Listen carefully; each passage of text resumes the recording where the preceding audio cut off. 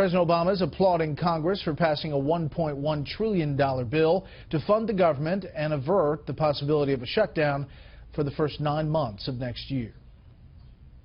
It was a good win, and there's some things in there that I don't like, but that's the nature of legislation and compromise, and I think the system worked. So as we end the year, I think by any objective standard, it's been a year of significant accomplishment, and I want to thank the Democrats who did cooperate.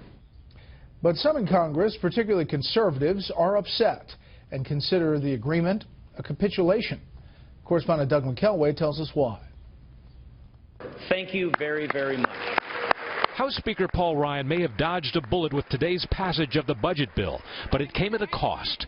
Many conservatives held their noses and their fire in voting yay, knowing that this was a byproduct of Ryan's predecessor.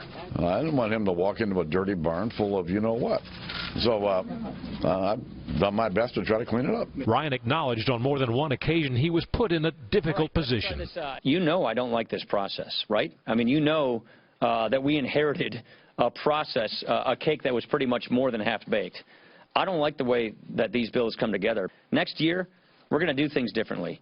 In a post-vote press conference, excited House Democrats found the cake to their liking. I was particularly pleased in these negotiations that we were able to get rid of 150 poison pills that were anti-environment, anti-women, anti-health, anti-education. I can go on. Among the Democrats' goodies, a 2-year delay of the Cadillac tax in the Affordable Care Act, which many consider to be a perk to big labor, a 1-year suspension of Obamacare's health insurance tax, an extension of wind and solar tax credits. Democrats also succeeded in blocking GOP riders to defund Planned Parenthood, keep out Syrian refugees, block sanctuary cities, and to block the EPA's Clean Power Plan. Most troublesome to some Republicans, the budget more than triples the number of H-2B visas for low-skilled foreign workers, from 66,000 to 250,000.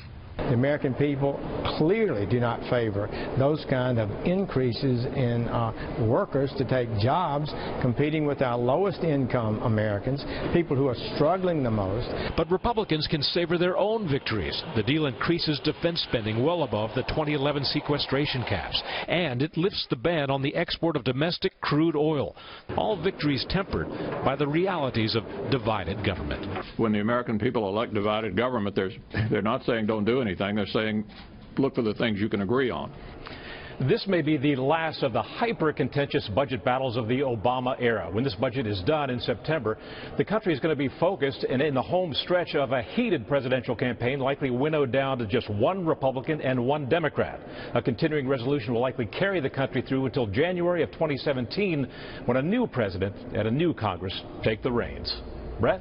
Doug McKelway live on the Hill. Doug, thanks.